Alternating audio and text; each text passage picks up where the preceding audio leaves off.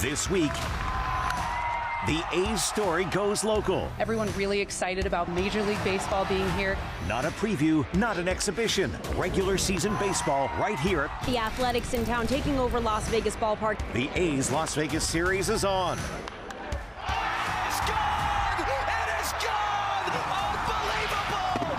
And next up, the Rockies. You can visually see it all coming together, and there's a lot of excitement around it. We've got it from the clubhouse. This week provides the opportunity to kind of get our feet on the ground and touch it as much as possible. And from the fans in the seats. Let's go A's! Welcome home, Athletics! Plus, the A's outreach across the valley. Being able to connect with our fans, and you do that by becoming a part of the community. Fox 5 and the Silver State Sports and Entertainment Network are covering the bases with the A's. Sponsored by Big Bully Turf.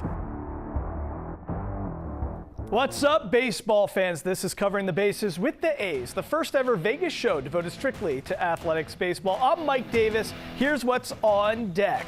Let's take a look at the batting order for today's show, a complete breakdown of the 6-game homestand here at Las Vegas Ballpark for the Las Vegas series. Plus, we revisit an insane Game 1 battle with the Brewers, and a bunch of broadcasters join the mix. We got Johnny Dasco and Ken Korak sharing their vision on the A's future in Las Vegas and the trade deadline, plus an exclusive interview with Nick Hertz and a trip to the farm as we learn more about the Aviators' stud, Cade Marlowe. But we start today's show by looking back. The Las Vegas series may be the first time that Major League Baseball is being played during the regular season at Las Vegas Ballpark in Summerlin, but it's not the first time the Athletics played in Southern Nevada. For that, we need to go back in time to April 1st, 1996. And no, this is not an April Fool's Day prank.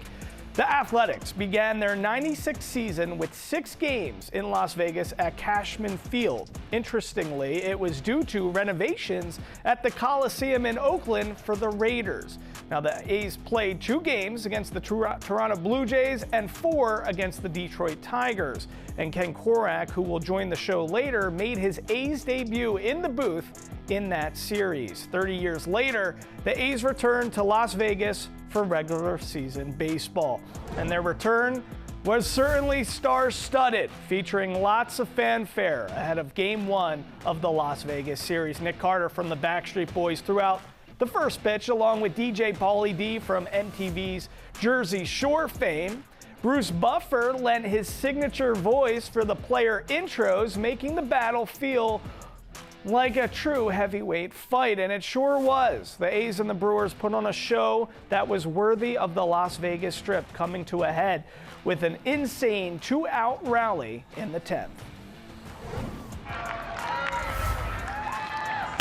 High drive into right center, base hit. Bolte is sent home.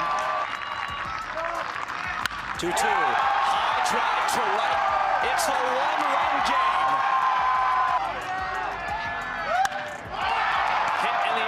Field. Back goes Perkins at the wall, and it is gone! It is gone! A tie game! Unbelievable! Down to the final strike! Heim has tied it! It's 14-14! Pure insanity, down to the final out and their final strike multiple times.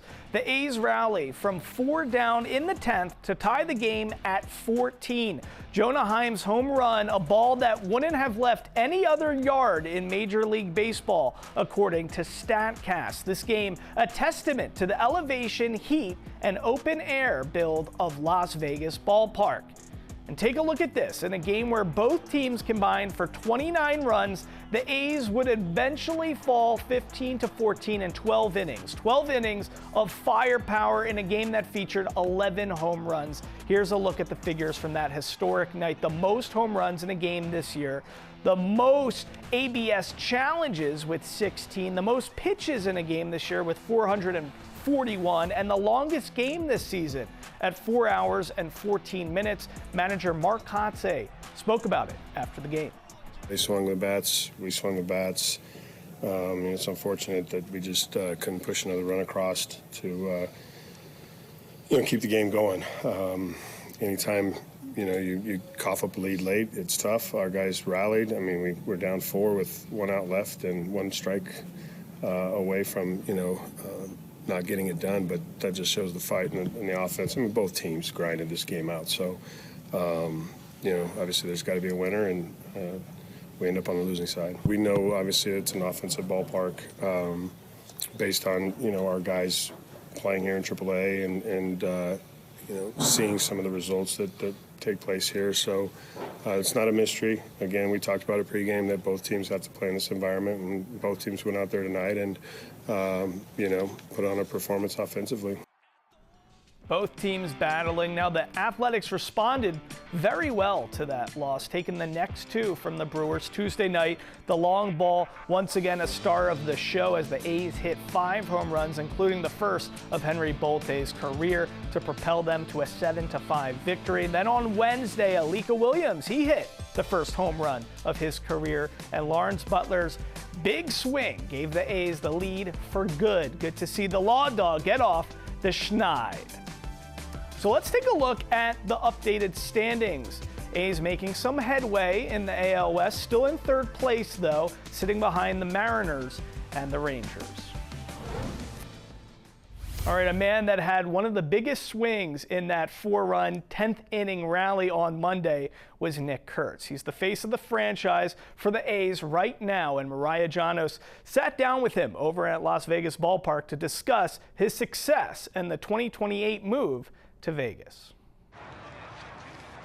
2-2. Underneath it, in the air to right. Frelick going back, looking up. He's done it again. Nick, welcome back to Las Vegas. What's it like to be back for these 2 series? Yeah, it's really cool. I spent the most time in the minor leagues here, so to come back for a week during the season it's going to be really cool. Now, the month of May, not great team-wise overall, but for you, you certainly stood out winning AL Player of the Month. Just what's this roller coaster of the first couple months been like for you this season?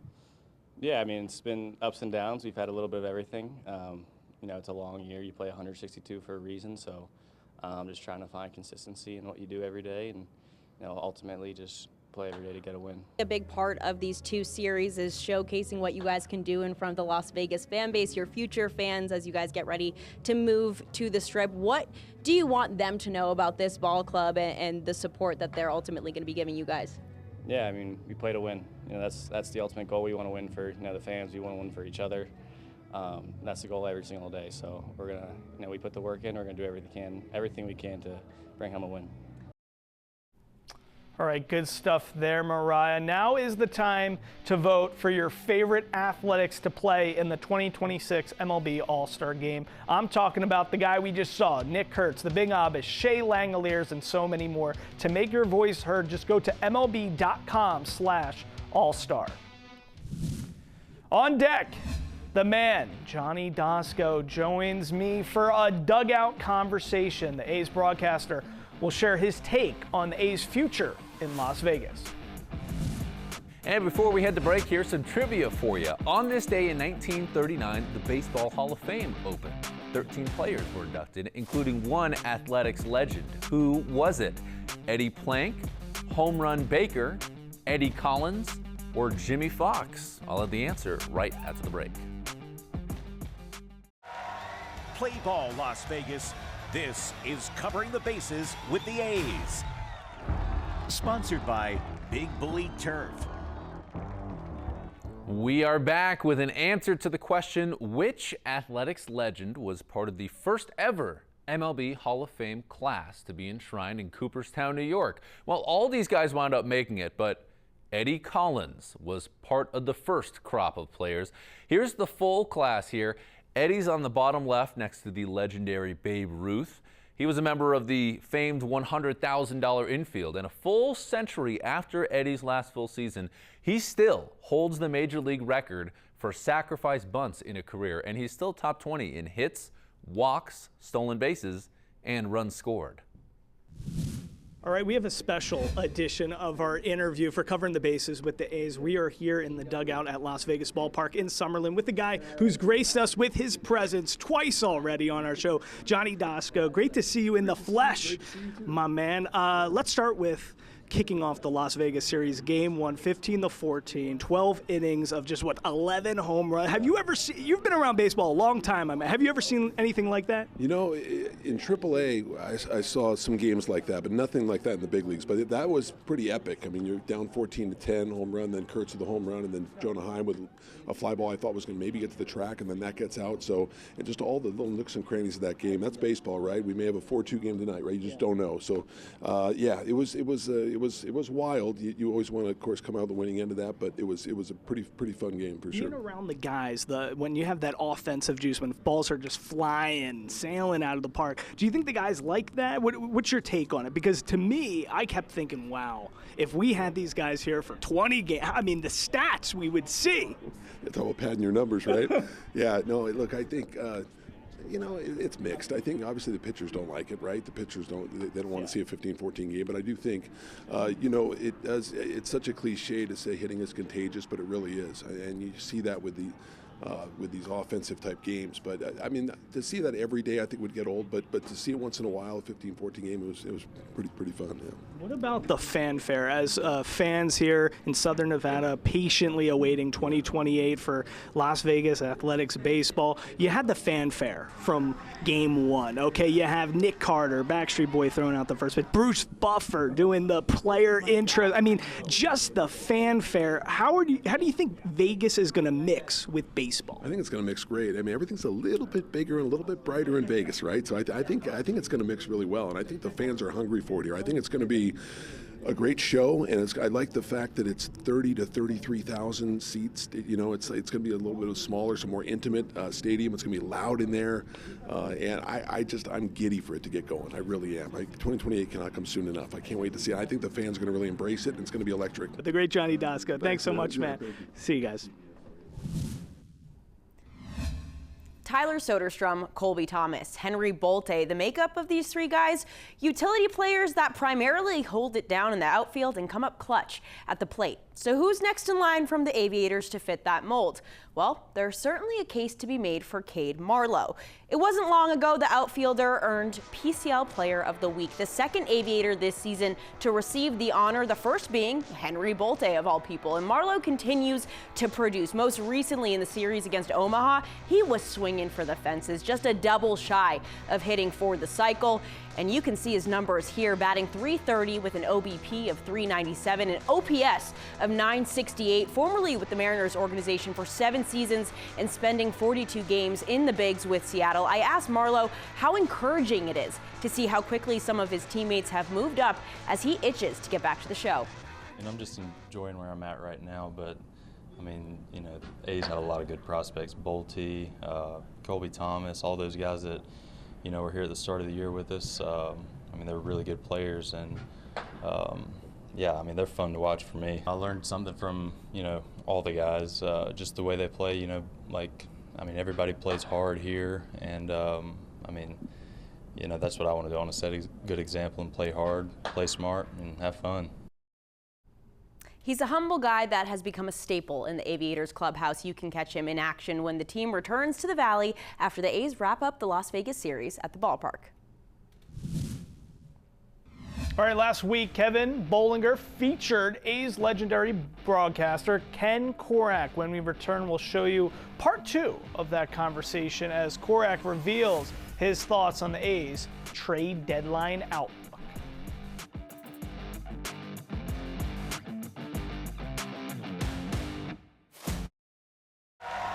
Play ball, Las Vegas.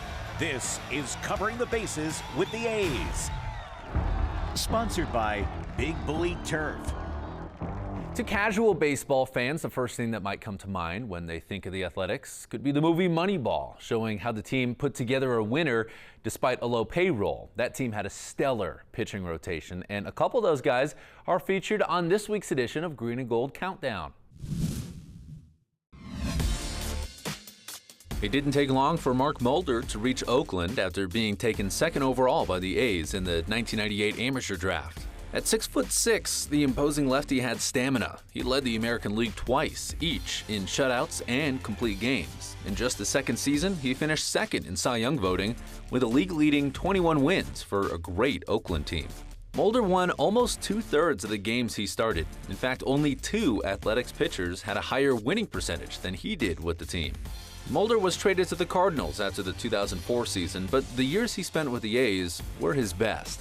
That's also the case for Barry Zito, another lefty on that team, who led the league in wins during a storybook 2002 season when that Moneyball movie was set, winning the Cy Young Award and cementing himself as the leader of the team's potent rotation. Zito, who was born in Las Vegas, was a workhorse like Mulder. In fact, no pitcher in baseball started more games than Zito during his first 5 full years in the league. And he was also a good playoff performer, posting a career .283 postseason ERA, and he finally got a World Series ring with the Giants years after he left the A's as a free agent. Next week, we'll have another member of that famous Moneyball team featured on Green and Gold Countdown. Ken Korak has the best seat in the house to watch this A's team. In part 2 of his sit-down interview, Kevin Bollinger talks with Korak about where the A's are now and if they will be a buyer at the trade deadline. From a broadcasting standpoint, even games that they've lost, there's been a lot of tight games this year. You haven't had to fill a lot of times with blowout games. Even though we love your stories, there have been some like gripping games this season. Somebody once said you get paid for the bad games and you do the good games for free, right? So they've played a ton of one-run games, and those are the fun games. And I really mean that. The good games kind of announce themselves, and it really has been a lot of fun. And you see the energy in the crowd, and it's a group of guys that I think I would almost equate. The A's have had these different eras. I mean, I got here in '96, and they got to the postseason in 2000, and there have been these stages of development. And you can look at this club and compare this team to some of those teams from the standpoint of ascending to that next level. And I think this club is there now. Nick Kurtz has walked a lot. He's on, Barry Bonds type season in terms of walks, but they're also batting him leadoff. Would you ever think in your career going, back there, that somebody of his size and skills would be a leadoff hitter in Major League Baseball? I remember decades ago, the National League used to bat Willie Mays leadoff in the All-Star game. But that's the way the game is trending. It used to be that your best hitter would bat third or fourth. And I think when the Angels moved Mike Trout to batting second, that might have been the first sign that, okay, let's get our best hitters the most number of at-bats in a game and get them up higher in the lineup. And now with Ohtani batting leadoff, nobody would have thought that 10, 20, 25 years ago. So I do think it's really important when he leads off, that the guys at the bottom of the order get on base. And we've seen Jeff McNeil, who's won a batting title in the National League, batting ninth quite a bit lately, and he's kind of an on-base machine. So when those guys at the bottom are getting on base ahead of Kurtz, but even if it doesn't happen, Kurtz is going to get on base no matter what. The thing about Kurtz is that they really don't want to pitch to him. If you look at the opposition, I'm only half joking. Like by the fourth inning of every game, the other team's best left-hander is getting up in the bullpen because he knows exactly when Kurtz is coming up in the next inning. So he is a marked man right now. Do you see them trying to fill in some spots to let this team make a run? I do, because historically they have made moves at the deadline. Now the A's haven't been in contention since 2021. But if you look at 21, they didn't make the postseason, but they made a great run. They went out and they got Starling Marte, they got Josh Harrison, they got Yan Gomes, they got a couple of pitchers, including the lefty reliever Andrew Chafin, who was at the top of his game back then. So the A's history is actually, I think, littered with moves that were impactful at the deadline.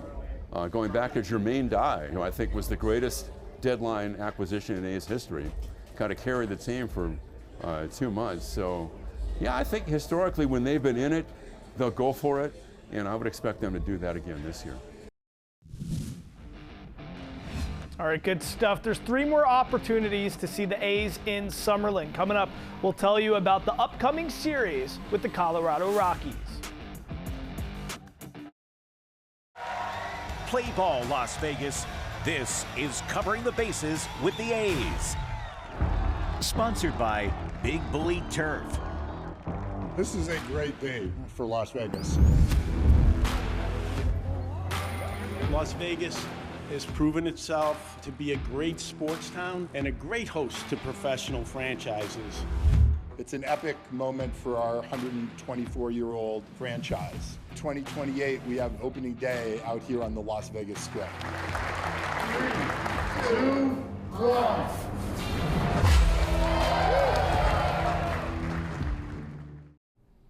A's fans get priority access to purchase season tickets in Las Vegas for just $19.01. For more, visit athletics.com/Vegas. Now, while the A's are in town for the Las Vegas series, they've been taking part in more than just baseball. They've been to the Las Vegas Library, Boys and Girls Club of Southern Nevada, Big League Dreams Las Vegas for a youth camp, and even 3 Square Food Bank. A's president Mark Bedane spoke about community involvement in the franchise's future home. It's a great group of guys on this team. They do a tremendous amount of community work. They did in the Bay Area. They still do in Sacramento. They'll do when they're able to here. And then when the team comes in 2 years, you'll see them fully engaged and out and about in the community. After taking 2 out of 3 from the NL Central leading Milwaukee Brewers, the Athletics will wrap things up in Las Vegas with one final series against the Colorado Rockies. A 3-game weekend series. The A's will look to maintain momentum against the Rockies, who, as of taping, have the worst record in the MLB. Kicking off the series on Friday, young rookie lefty Gage Jump will get the call, looking to keep up his hot play. Then Saturday, another lefty in Jeffrey Springs, and Sunday for the matinee, JT Ginn will get his second start of the Las Vegas series. 3 more opportunities to see Major League Baseball here in Southern Nevada. We'll see you next time. Thanks so much.